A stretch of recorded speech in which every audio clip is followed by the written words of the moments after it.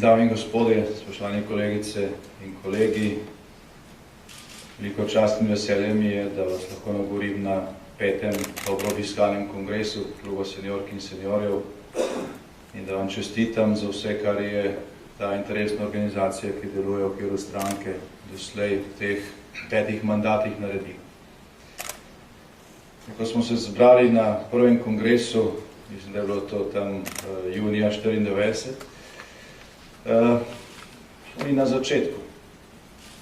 Na začetku, vendar je bil ta začetek obetaven. In danes, po vseh teh letih, lahko rečemo, da je klub zrasel v močno organizacijo, katere glas se sliši tudi na vsem.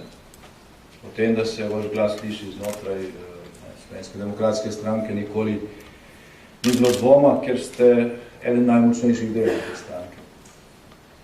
V določenih obdobjih ste bili tudi daleč najbolj aktiven del te stranke, potem so se na srečo pridružili tudi druge interesne organizacije, številni forumi in se je situacija uravnotežila.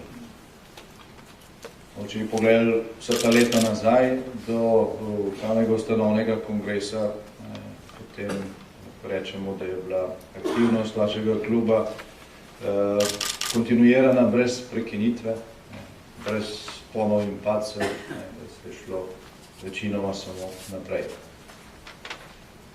Vendar pa so zdaj pred nami časi, ko bo potrebno narediti še več.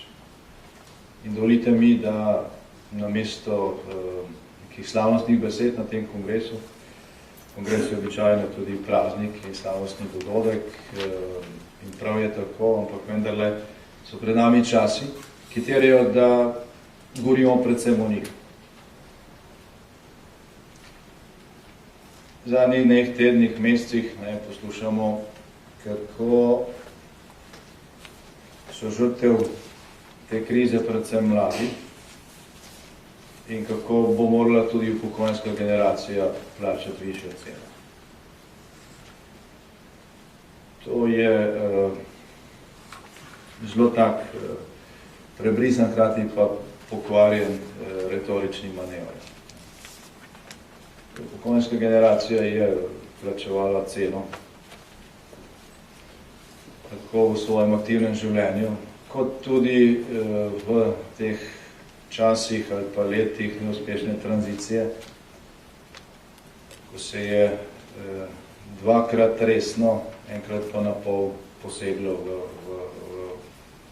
lahko rečem, pravice, ki izhajajo iz pridobljenega dela. In se je poseglo v privilegij. Nikoli ves ta čas. Res je, da je velika in odaleč vidna žrtev te krize, največja žrtev te krize, tisti del mlade generacije, ki ne dobi dela. In teh je vse več. In to je velik problem. Samo tega problema ni možno reševati na ta način, da se poseže v drugi del generacije, ki je svojo ceno že plačal in ki je lani, ko smo sprejeli pokojninsko reformo, dobil tudi zagotovila, da je ta reforma zdaj vzdržna vsaj za naslednje desetletje. Vsi izračuni so tako kazali in tudi danes še vedno tako kažejo. Kljub temu pa ta vlada začenja pripravljati javnost na to, da se bo ponovno posegalo v pokojninski sistem.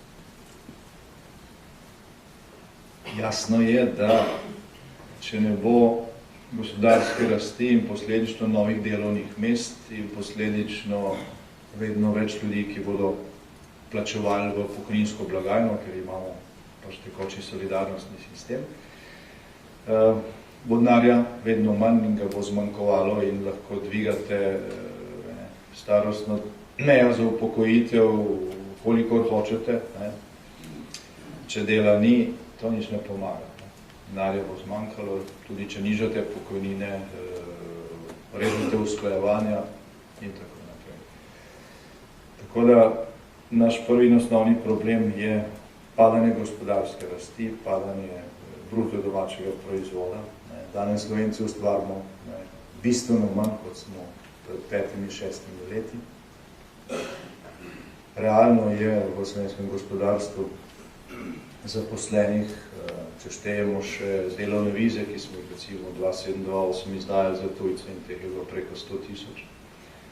Realno je zaposlenih 150 000 ljudi manj, toliko ljudi manj plačujejo pokojninski sistem, toliko manj ljudi seveda plačuje tudi druge prispevke, manj troši, se pravi tudi davka na dodano vrednost, blagajne ne dobijo toliko kot običajno in veliko brezposobnih je seveda na socialnih transferih, kar dodatno obremenjuje javne blagajne. Torej, ta račun se seveda nikakor ne bo izšel, kolikor ne bomo zagnali gospodarske rasti. Kaj je treba za to narediti? Smo ne samo povedali, ampak zelo jasno pokazali tudi lani, tekom našega zelo skrajšnega mandata. Slovenija je bila v začetku letošnjega leta na dobri poti. Realno smo lahko pričakovali, da v tem času, ki ga zdaj živimo, konec letošnjega leta, že nekaj zelenih vej na osušenem gospodarskem drevesu, vendar je potem prišlo virentovanje in se to, kar je sledilo, dvigovanje davkov namesto razbremenitve gospodarstva. To vedno deluje tako, da je manj investicij, manj delovnih mest, manj davkoplačevalcev, ki plačujejo, manj potrošnikov in spirala krize gre. In če se bo to dogajalo še nekaj časa, potem ne bodo ogrožene samo pokojnine, bo pač ogroženo vse in bo Slovenija dejansko na robu bankrota. Oziroma čez, na robu smo žal že danes. Sedaj pa tudi v tej situaciji ni upravičeno govoriti, kako je treba za to, da bo mlada generacija manj trpela poseč v pravice starejših oziroma upokojenske generacije. Če pogledamo strukturo pokojnin, ki jo vi pač dobro poznate, vsak ste del neke kategorije, v tem vidimo, da je velikanska večina slovenskih upokojencev na pokojnini, ki ne dosega nekega minimuma. Ne govorimo 10 000, govorimo 100 000. In tukaj ni pravzaprav nobene rezerve. Več je nekdo samo na pravicah, ki izhaja iz dela, pravzaprav manjša je ta pokojnina. Več ima nekdo nekih dodatkov in privilegijev, več je ta vsota, ki jo nekdo dobi na konc meseca, temu si pravijo pokojnina, tudi novinarji, vendar to ni.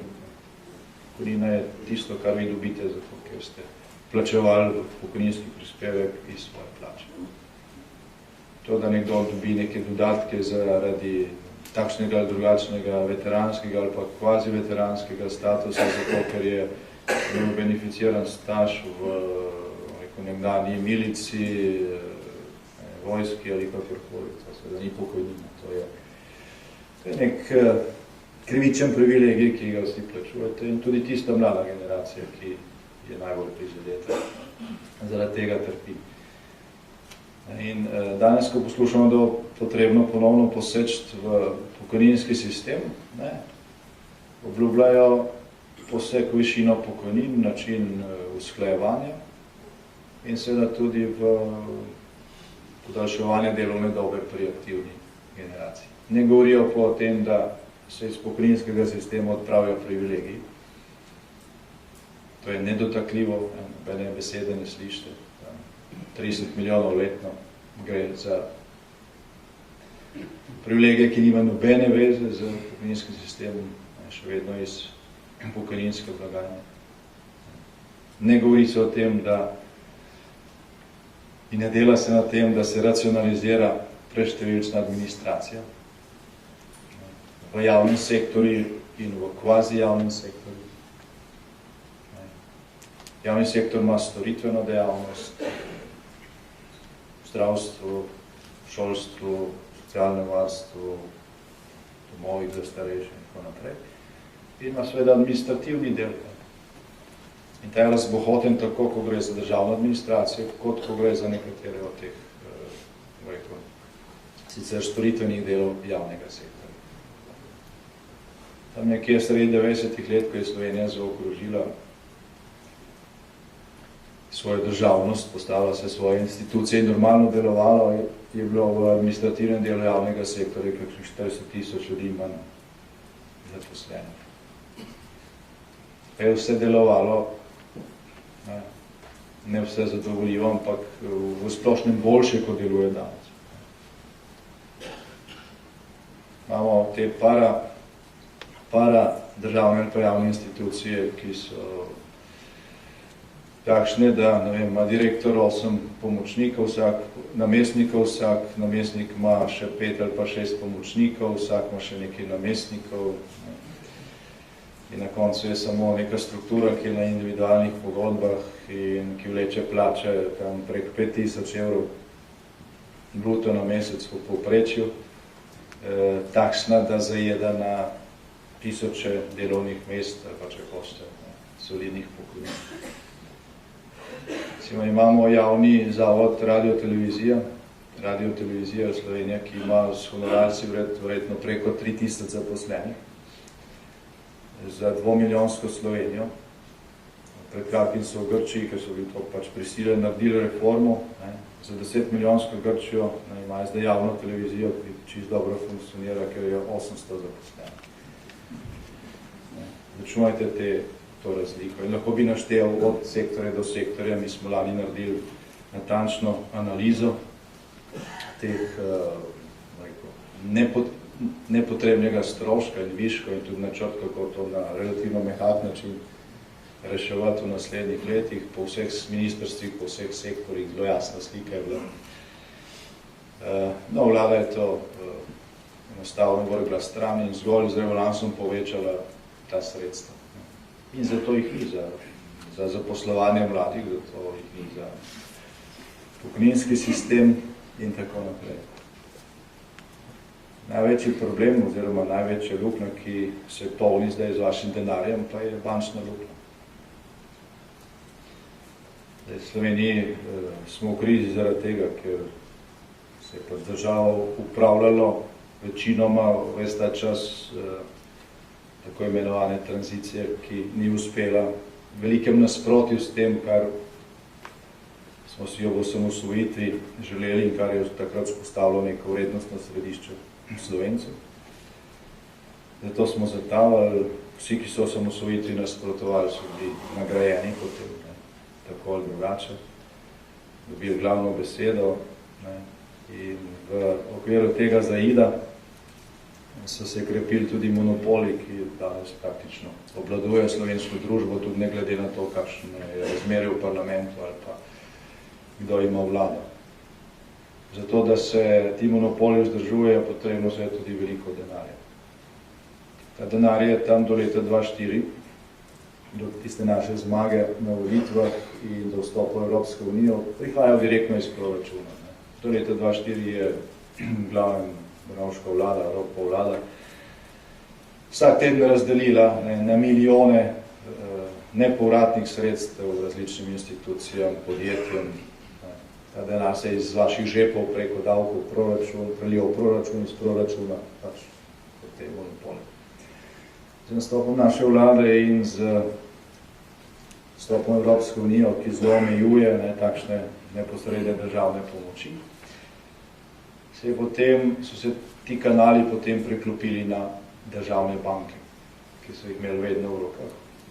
In je začelo pospešeno teči od tam.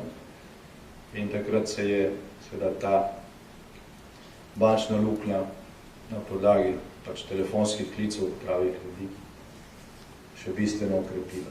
Danes se to prenaša na davkoplačevalce, pravzaprav v celoto.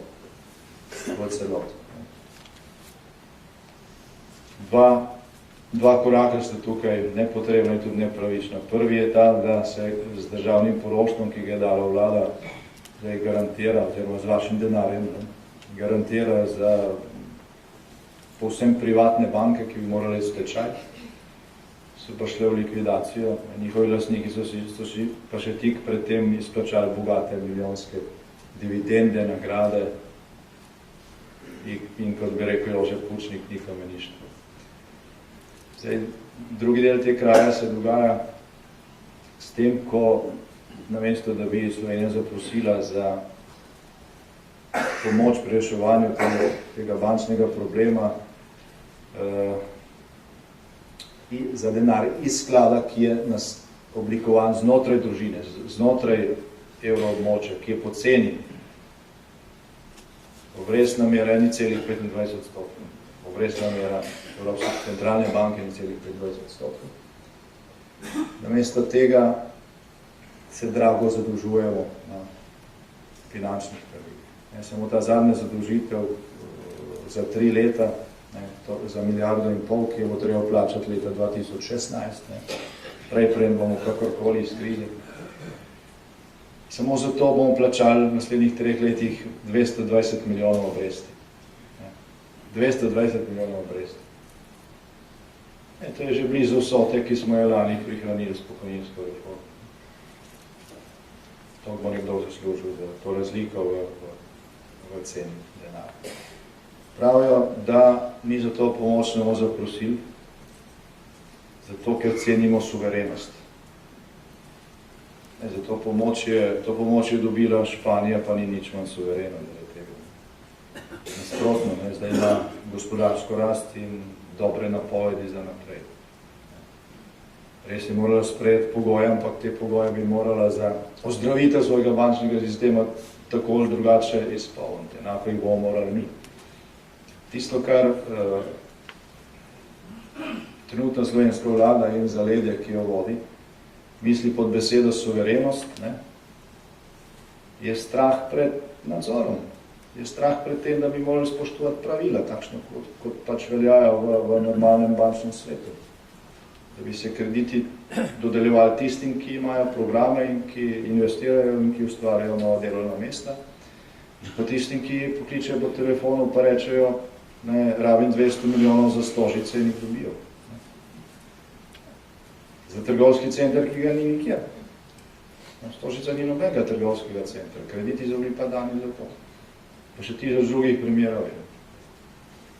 Skratka, če bi prišel ta denar iz tega mehanizma, potem bi seveda Evropska centralna banka preko tega sklada nekaj časa tudi imela ta delež v naših bankah in bi nadzorovala spoštovanje teh pravil. In tega se seveda bojijo, ker to ni bilo več denarja za stožce pa za razne stvari, za kar ta denar še vedno odtekne.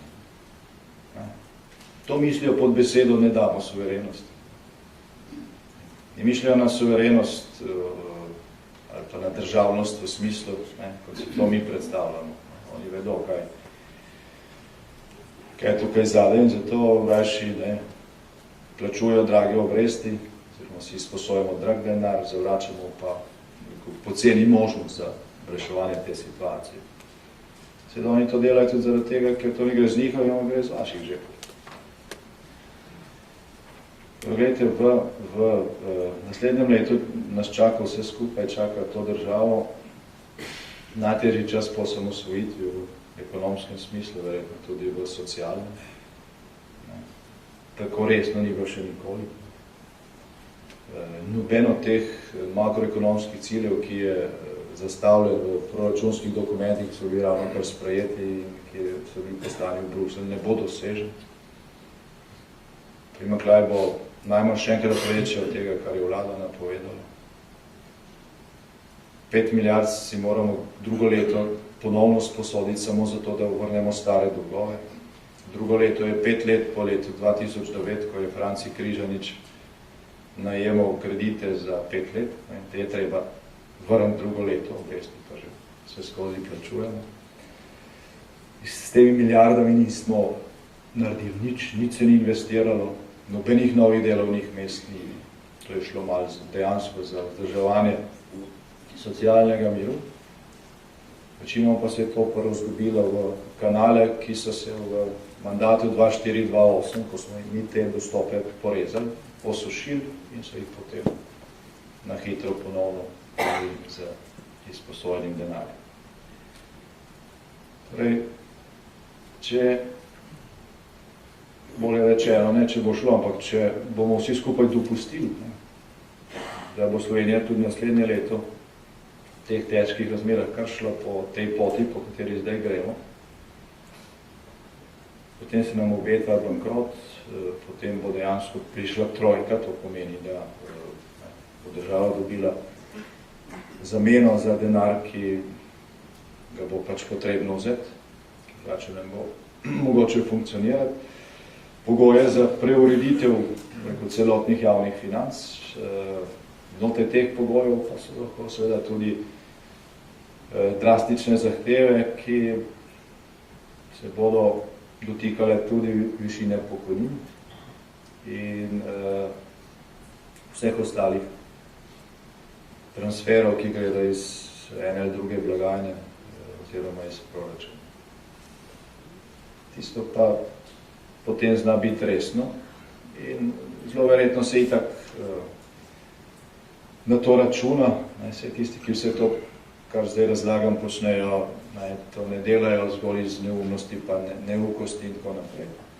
Računajo pač na to, da ko pač denarja zmanjkalo in bo treba te pogoje sprejeti, se bo enostavno zunanje okolje krivilo za stanje. Bodo rekli, gledajte, kakšni so, trojka nam je to naložila, ne, oni so krivi, ne, protestirajmo proti njim, se to, ta govorica je že v javnosti. In računajo seveda, da se bo za temi medijskimi monopoli in z manipulacijo velik del tega nezadovoljstva, ki bo ogromno dalo kanalizirati proti zunanjemu sovražniku. Temu ne nasedam. Verjamem, da mi tukaj smo proti temu odporni, ampak veliko ljudi pa, seveda, ko sliši samo eno plat, temu naseda in mislim, da je naša skupna naloga tukaj, da odpiramo oči. No in še en trend je opazen in mislim, da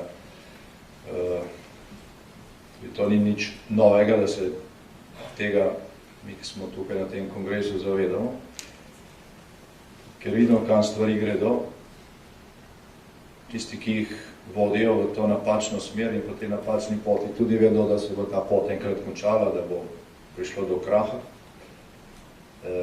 ker še nihče ni dokazal, da se da dolgoročno več porabiti, kot ustvariš. Nekje to vam pride in je pač treba plačati.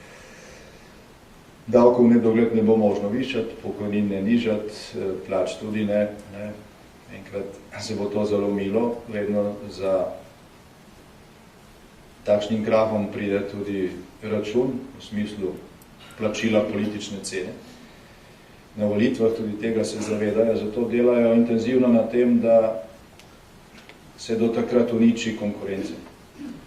Ker če ne bo nikogar, ki bi bil lahko alternativa, potem tudi v takšni situaciji ta politična cena ne bo tako velika. Zato takšni napadi na SDS, ki je tukaj pač že dolgo časa, če ne edina, pa najbolj resna alternativa. Predstavljajte si danes Slovenski državni zbor, če v njem ne bi bilo Slovenske demokratske stranke.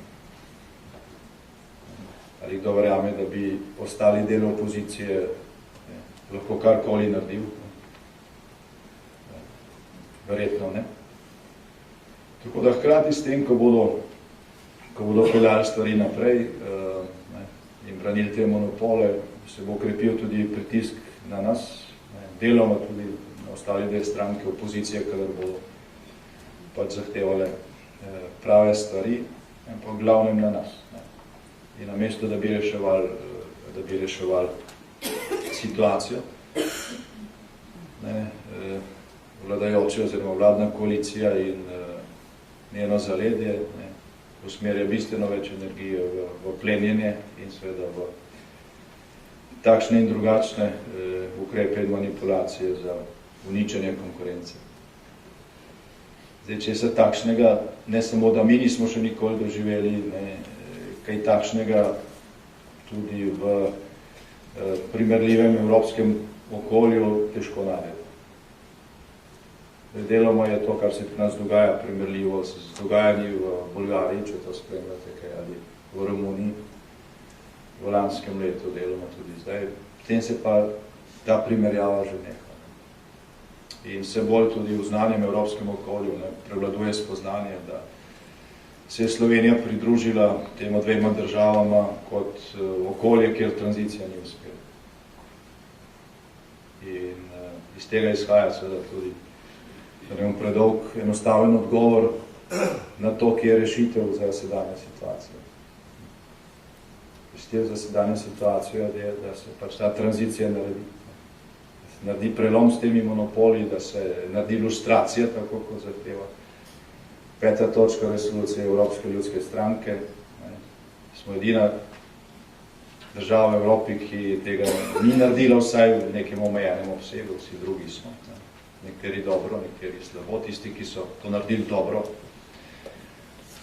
Danes teh problemov nimajo, tisti so to naredili slabo, ker v Romuniji in Bolgariji so deloma to izvedli, ampak slabo.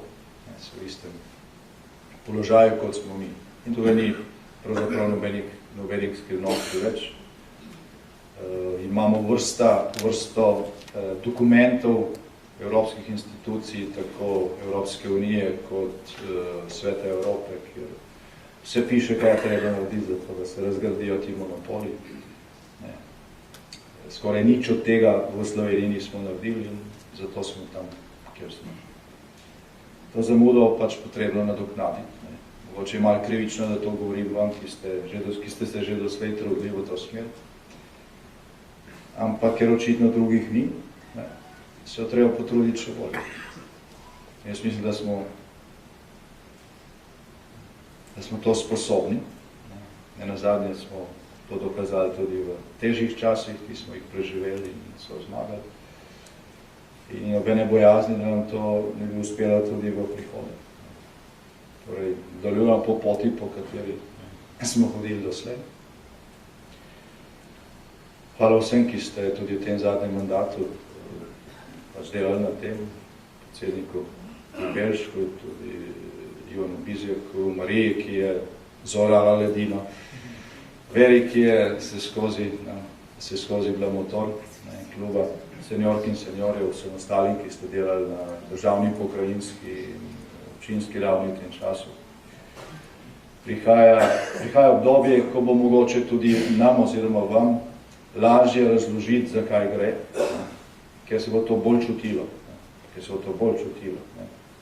In ljudem, ki bodo še vedno trdili, da je belo-črno in zeleno-rdeče, povedite, naj vzamejo iz žepa odrezek od pokojnine in ga primerjajo s tem, kar slišijo na Pop TV. Če se bo to ujemalo, imajo prav, če se bo ne bo ujemalo, pa nimajo prav, imate pa vi prav. Ali pa položnico, ali pa karkoli. In naj to primerjajo s tem, kar govori predsednica vlade. Če se to ujemajo v redu, imajo prav, če se ne ujemo, pa imate verjetno vi prav. Zelo preprosto se bo dalo neka temeljna resnična dejstva dokazati in splača se v to vložiti veliko energije. In čisto na koncu še, zelo sem vesel, ko kar veliko število ljudi iz vaše sredine, tukaj prisotnih, pa tudi ostalih, najdemo na socialnih omrežjih, na Facebooku, celo na Twitterju. Tisti, ki se niste še opogumili, da to naredite. Na ta način se da prepričati ali pa vsaj pogovarjati z velikim številom ljudi, z večjim krogom, kot če greste na srečanje društva upokojencev ali pa v gostilno ali pa neko prireditev. Tudi to je potrebno, absolutno, nič tega ne nadomesti. Ampak preko teh socialnih omrežij, preko računalnika se lahko v zelo kratkem času doseže še bistveno več ljudi, ki jih drugače nikoli ne bi srečali. Mi smo začeli s temi digitalnimi delavnicami, ne samo po odborih, tudi po interesnih organizacijah. Mislim, da je ženski odbor že naredil to. Predlagam, da je klub seniork in seniorjev naslednji, ki bo ta znanja poglobil. Stvari so relativno enostavne, da se mnogi to obvladate, lahko pomagate tudi drugim. Najbolj bomo prisotni tako fizično lokalnih okoljih, kjerkoli, na prireditvah, sami veste, kako to deluje v smislu prepričevanja in širjenja resnice in dejstev. In bolj bomo prisotni tudi v tem digitalnem svetu, ne, ki je enako preprost, potem, ko prideš noter. Prej bomo na cilju, oziroma prej bomo preprečili to hojo v napačno smer in to slovensko ladjo obrnili po pravem vetru, tja, kamor smo pred 22-23 leti vsi verjeli, da bo šla brez oklevanja, brez stavanja, brez ovinkov, brez vetarja, brez megle. In srečo je bilo veliko tega. Ampak ladja še vedno obstaja, potniki smo še vedno na njej in splača se potruditi. Hvala lepa.